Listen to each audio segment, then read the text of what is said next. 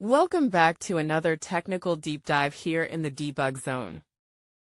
Today, we're tackling a big question and breaking it down with insights from other users. Hopefully this clears up some misconceptions and helps you get the answer you need.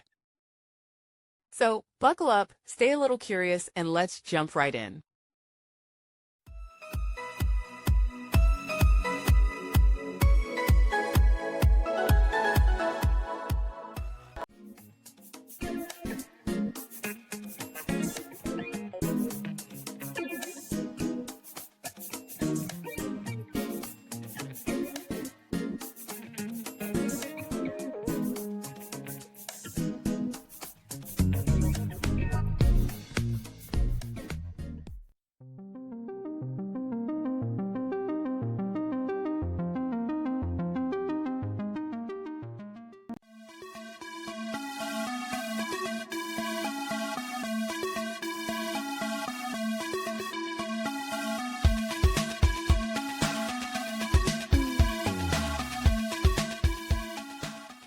And that's a wrap.